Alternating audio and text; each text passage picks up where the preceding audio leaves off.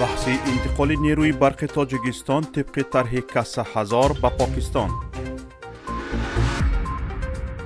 از ذوق بک سید امینی و عبدالستار پیر محمدزاده درک نیست. در مراسم حج دو شهروند تاجیکستان جان باختند. واخوری امام علی رحمان با قدرتچی ساختمان سربند نیروگاهی برق آبی راغون. وزارت انرژتیک و ذخیره‌های آب تاجیکستان خبرهای نشریه‌های پاکستانی درباره احتمال بازبینی ارزش ابتدایی نیروی برق تاجیکستان از طریق خط منطقوی انتقال برق کسا هزار را رد کرد. جمشید شایمزاده معاون اول وزیر انرژتیک و ذخیره‌های آبی تاجیکستان روز 12 ایول در نشست خبری در دوشنبه گفت ما تا حال رسما از همکاران پاکستانی خود معلومات درباره نرخ نگرفته ایم.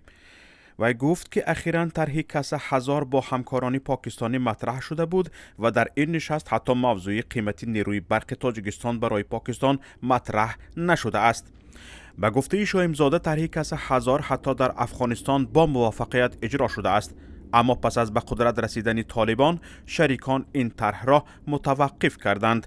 عین حال برای از سر گرفتن کار لایحه گفت و شنید ادامه دارد. یادآور می‌شویم که در اواخر سال گذشته نشریه پاکستانی زی اکسپرس تروبین نوشته بود که پاکستان نقشه دارد که شرط‌های انتقال توسط خط پیشنهاد شده انرژی را بازنگری کند و نرخ 1 کیلووات تا 3 سنت کاهش داده می شود. این در حالی است که طرفه برای پاکستان 9.4 سنت، 5.1 سنت برای استحصال کننده و 4.3 سنت برای ترانزیت از جانب کشورهای اشتراکچی لایحه قبلا موافقه و تصدیق کرده شده است. نشریه نوشته بود که پاکستان با کشور چین در مورد ایجاد یک دالان اقتصادی چین و پاکستان توافق کردند که از جمله ساختمان 10 نیروگاهی برق آبی در پاکستان با اقتدار لایحه‌ای عمومی 20,000 مگاوات را در بر می‌گیرد. برای این لایحه چین 62 میلیارد دلار پول جدا کرده است. اقتدار عمومی مقرر شده سیستم برق در تاجیکستان در حال حاضر حدود 6,000 مگاوات و در قرقیزستان 1.2,000 مگاوات است و خلاص.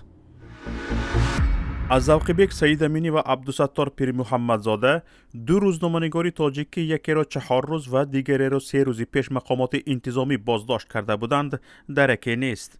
ماموران ریاست کارهای داخلی شهر وحدت که آنها را دستگیر کرده با خود برده بودند تا حال نگفتند که جرم این دو روزنامه‌نگار چی است و برای چی بازداشت شده اند. رادیوی آزادی با استناد از گفته پیوندان پیر محمدزاده نوشته است که آنها وکیل مدافع ندارند و در کجا بودنشان معلوم نیست.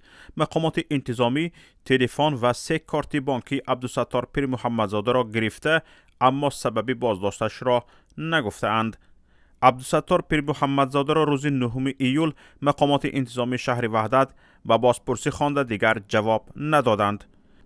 ذوق بک سید امینی روزنامه‌نگار و فعال دیگری شبکه‌های اجتماعی باشد شام 8 ایول دستگیر شده است و تا حال یگان معلومات درباره‌اش وجود ندارد. گفتنی است در تاجیکستان در 2 ماه اخیر 7 بلاگر و روزنامه‌نگار دستگیر شده اند. در مورد هیچ یک از آنها مقامات اظهار رسمی نشر نکردند. طور آزادی می نویسد چندین خبرنگار دیگر گفتند که زیر فشار هستند و مقامات تلفن و کامپیوتری آنها را مصادره کرده به خودشان هشدار داده اند. در عربستان سعودی در مراسم حج دو شهروند تاجیکستان جان باختند. هلاک شدگان محمد رسولوی 62 ساله ساکن شهر اسفره و قزلرگل تاجیوی 64 ساله ساکن ناحیه قبادیان می باشند. کمیته دین با استناد از قول سردختوری همراه زائران تاجیک تورخان شریفزاده معلومات داد که هر دو زائران تاجیک بر اثر سکته قلب درگذشتند.